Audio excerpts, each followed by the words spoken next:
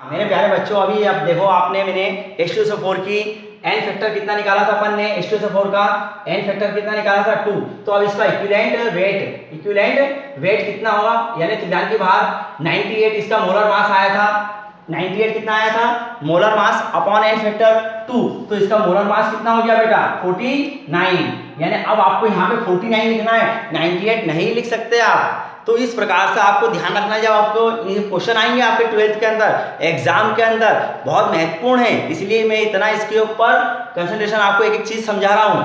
ठीक है बेटा। अब यहाँ पे आपका 49 ये आ गया, तो आपको 49 लिखना, 98 नहीं लिखना। 98 लिखा तो आपका सवाल वैसे गलत हो गया।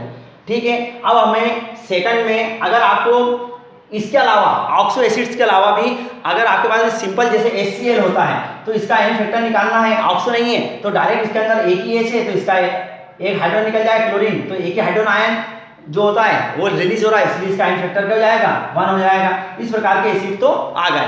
अब हम किसका निकालेंगे, find n factor of base. Base का निकालना है, तो बेस में आपको इसी मालूम होना चाहिए कि कितने, अभी आपने देखा था कि हाइड्रोजन आयन निकालता हूं, है ना, तो जितने OH ग्रुप होंगे, अब हाइड्रोजन आयन निकाल रहा था कौन, एसिड के अंदर। अब क्या करेगा, बेस कैसे करोगे, कितने हाइड्रोजन आयन एक्सेप्ट करता है, कितना हाइड्रोजन आयन जो बेस क्षार है वो ग्रहण करता है, कितना ग्रहण करेगा। इसका मतलब जितने OH ग्रुप होंगे किसी बेस में, जितने OH ग्रुप होंगे वही उसका क्या कहलाएगी, एन फैक्टर कहलाएगा, किसका, बेस का। यानी एक थिंग होती है कि कितने हाइड्रोजन बेटा वो ग्रहण कर रहा है ना, कितने लड्डू आप ग्रहण कर रहे हो, यानी हाइड्रोजन आयन होगा लड्डू। तो इस प्रकार से हम इसका बेस निकाल सकते हैं। जैसे मैंने वो लिख दिया सोडियम कैल्शियम हाइड्रोक्साइड लिख दिया CaOH होल ट्वाइस, तो कितने OH समूह हैं, तो इसका एन फैक्टर कितना हो गया 2। सोडियम हाइड्रोक्साइड लिख दिया बेटा NOH, तो इसका एक ही OH है, तो इसका एन फैक्टर कितना हो गया 1 हो गया। अगर एल्यूमिनियम हाइड्रोक्साइड लिया तो इसका एन फैक्टर कितना हो गया 3, क्योंकि इसमें कितने हैं हमारे पास में, कितने हैं कि कितने OH ग्रुप हैं बेटा 3 हैं। अब इसी प्रकार से बेस का हो गया, उसी के बाद में हम निकालते हैं एटम्स हो आपके पास में, केवल क्या हो, एटम्स होते हैं। एटम्स यानी क्या होंगे, परमाणु होंगे। तो जो भी परमाणु होता है उसकी वैलेंसी, अब वैलेंसी क्या होती है, उसके आउटर मोस्ट शेल में, यानी जो आउटर मोस्ट शेल होता है बृहत्तम कोश, हिंदी में क्या बोलते हैं उसे, बृहत्तम कोश में जितने इलेक्ट्रॉन रहते हैं अनपेयर्ड इलेक्ट्रॉन, वही क्या होती है उसकी वैलेंसी होती है। वैलेंसी में भी ये नहीं कि पेयर्ड इलेक्ट्रॉन है तो हमने उसको भी वैलेंसी में काउंट कर लिया। ठीक है। तो हम क्या करेंगे, एटम्स की जितनी वैलेंसी होती है आउटर मोस्ट शेल के अंदर, वो हम उसको उसका एन फैक्टर लेते हैं एटम के लिए, परमाणु के लिए। जैसे सोडियम होता है, तो सोडियम के, जैसे मैंने सोडियम एटम लिया, सोडियम परमाणु लिया, इसके 11 एटॉमिक नंबर होता है। ठीक है।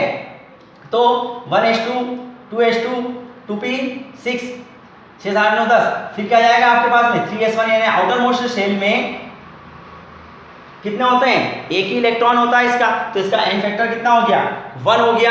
ठीक है बेटा। अब एल्यूमिनियम है, एल्यूमिनियम का आउटर मोस्ट शेल में कितने इलेक्ट्रॉन होते हैं, 3 होते हैं, तो इसका कितने हो गए 3 हो गए। इसी प्रकार क्लोरीन है, यहाँ प्लस माइनस से मतलब नहीं होता है, कितने इलेक्ट्रॉन एक्सेप्ट करता है क्लोरीन 1। ठीक है। फ्लोरीन कितने में करता है 1, एन फैक्टर हो गया इसका। ठीक है। फ्लोरीन हो गया। ऑक्सीजन कितने इलेक्ट्रॉन एक्सेप्ट करता है 2, यानी ऑक्सीजन का क्या हो गया हमारे पास में एन फैक्टर n = 2। इस प्रकार से हम एटम्स का भी एन फैक्टर निकाल सकते हैं। सब इक्विवेलेंट वेट निकालने के लिए मैं आपको बता रहा हूँ। 4th नंबर पे आता है आपका आयंस। आयंस क्या होते हैं, जिन पर आयंस मतलब क्या हुआ, आप बोलते हैं सर ये प्लस और माइनस, क्या होता है, चार्ज होता है। क्या बोलते हैं इसे अपन, चार्ज। तो किसी भी आयंस के ऊपर जितने चार्ज होंगे बेटा वही उसका एन फैक्टर कहलाएगा। क्या कहलाएगा, एन फैक्टर कहलाएगा। जितना चार्ज होता है उसके ऊपर, आयंस के ऊपर, वही उसका एन फैक्टर होता है। जैसे अगर मैंने यहाँ पे ले लिया आपका कि आयरन Fe2+, तो इसका एन फैक्टर कितना हो गया 2 हो गया।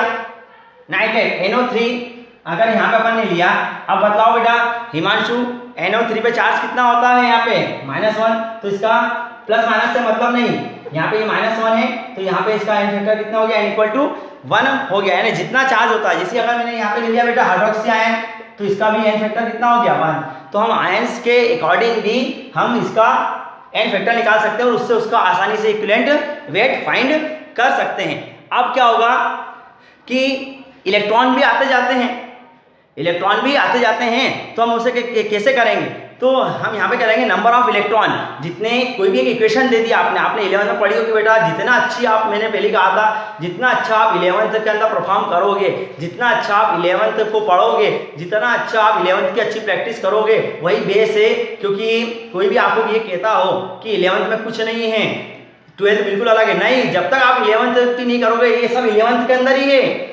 अगर आप 11th के अंदर आपने नहीं पढ़ा है तो वापस बुक उठाओ, वापस उसको थोड़ी सी तैयारी करो, आपके पास समय है और आप उसको डिटेक्ट करो, आप बहुत इजी केमिस्ट्री हो जाएगी आपकी, ठीक है। तो हम अब यहाँ पे निकालते हैं number of electron release and accept. अगर एक और निकालते हैं कि जो इलेक्ट्रॉन होते हैं, जो इलेक्ट्रॉन होते हैं, हम उसे देखेंगे नंबर ऑफ इलेक्ट्रॉन रिलीज और accept.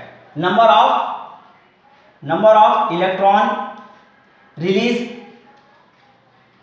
And accept, number of electron release and accept, कितने इलेक्ट्रॉन वो रिलीज करता है, बाहर निकालता है, और कितने इलेक्ट्रॉन वो एक्सेप्ट करता है। रेडॉक्स रिएक्शन, ये आपके अभी जब हम 3rd यूनिट पढ़ेंगे किसकी, इलेक्ट्रोकेमिस्ट्री, विद्युत रसायन, उसमें बहुत इंपॉर्टेंट है, उसमें क्या आ रहा है, क्या जा रहा है, यही चीज आपको पूरे सेल के अंदर कन्वर्ट करनी है। तो यहाँ पे देखो, अगर मैं उसी का एग्जाम्पल ले लूँ कि मैंने एक जिंक की छड़ है और उसे कॉपर सल्फेट के विलयन में डिजोल्व करा, ये जिंक है बेटा, और ये कॉपर सल्फेट का एक सॉल्यूशन है, ये कॉपर सल्फेट का एक सॉल्यूशन है। जब इनके अंदर रिएक्शन होती है तो यहाँ पे क्या बनता है हमारा पास में, जिंक सल्फेट और ये क्या बन गया, कॉपर, क्या बन गया, ये कॉपर बन गया। अब आपको मालूम है बेटा ये सल्फेट की वैलेंसी कितनी होती है, -2, ये -2, तो यहाँ क्या हो गया, ये +2, ये भी क्या हो गया, +2। जब तो कॉपर सल्फेट बना है, ये भी एक 11th के अंदर था कि हम कॉपर सल्फेट का बना कैसे सकते हैं, वैलेंसी के क्रॉस मल्टीप्लिकेशन से। मैं सिखा दूंगा, अगर नहीं आएगा तो हम हर जो केमिस्ट्री के जितने कंपाउंड होते हैं इनऑर्गेनिक, कैसे हम उसको बना सकते हैं। तो यहाँ पे कॉपर सल्फेट ये हो गया, यहाँ जिंक सल्फेट। अब आपको मालूम है कि जब प्यूरिफाइड एटम्स के रूप में होता है, शुद्ध रूप में अगर ये जिंक होते हैं, कोई भी एटम्स होता है, तो उसकी वैलेंसी ऑलवेज क्या होती है, क्या होगी यहाँ पे, 0। यहाँ क्या होगा, इसका ऑक्सीडेशन नंबर भी क्या होता है, 0 होता है, ठीक है। अब हमें मालूम करना है कि यहाँ पे कि ये जैसे कॉपर है, अब कॉपर ने क्या करा, कॉपर की यहाँ पे 2 था, 2 से जाके क्या हो गई वैलेंसी, यहाँ पे 0 हो गई, यानी इसने इलेक्ट्रॉन क्या करे, अरे 2 थे, तुम्हारे पास 2 रुपए थे जेब में, किसी ने जेब काट दी, वो 2 रुपए भी चले गए, जेब क्या बची, खोखली खाली हो गई। यानी आपने क्या करा, वहां से क्या करा, आपके जब वो निकल गए, यानी 2 इलेक्ट्रॉन आपके पास में +2 थे, तो आपने क्या करा कि 2 इलेक्ट्रॉन यहाँ पे थे, ग्रहण करे, तो आपके पास में क्या हो गया, यहाँ पे एक्सेप्ट कर ली 2 इलेक्ट्रॉन, +2 था, आपने एक्सेप्ट कर ली तो यहाँ 0 हो गया। तो यहाँ पे जो रिएक्शन हो रही है कौन सी हो रही है, रिडक्शन, यानी अपचयन की रिएक्शन हो रही है। क्या हो रही है, रिडक्शन, यानी यहाँ पे 2 थे, 0 हो गया, तो ये कौन सी हो गई आपके पास में, रिडक्शन की रिएक्शन हो गई। इसी प्रकार से यहाँ 0 से क्या हो गया बेटा, ये यहाँ पे 2 बढ़ गए, इसके पास में 2 थे, यहाँ पे बढ़ गए, क्योंकि आपके पास जेब खाली हो गई थी, तो आपको हो गए, अब आपको चीज खरीदनी थी। अभी आप सब बोलोगे आपने बोला था कि आपकी जेब खाली हो गई तो मैं क्या करूंगा, अरे भैया आपको जरूरत तो थी ना 2 रुपए की, तो आपने एक्सेप्ट करा, यानी 2 इलेक्ट्रॉन आपने एक्सेप्ट करे, इसलिए उसकी वैलेंसी वहां पे क्या हो गई, आपके पास में आके उधार लिए, तो आपके पास में क्या हो गया, 0 हो गया यहाँ पे आके। तो ये कौन सा आपका रिडक्शन हुआ, ऑक्सीडेशन नंबर जब कम हो जाते हैं, तो हम यहाँ पे ये एक्सेप्ट करा है, तो यहाँ पे कौन सी अपचयन की रिएक्शन हुई, यहाँ से 0 से इसकी क्या हो गई, ऑक्सीडेशन नंबर बढ़ गया, यानी वैलेंसी यहाँ पे बढ़ गई, 2 हो गई। तो ये कौन सा हो गया, यहाँ पे क्या करा उसने, रिलीज करा, 2 इलेक्ट्रॉन क्या करें, रिलीज करें। यहाँ पे जब उसने रिलीज करे हैं, तो कितने इलेक्ट्रॉन रिलीज करें, इसने 2 इलेक्ट्रॉन रिलीज करें, यानी यहाँ पे कौन सी रिएक्शन हो गई, ऑक्सीडेशन। कौन सी रिएक्शन हो गई बेटा, ऑक्सीडेशन।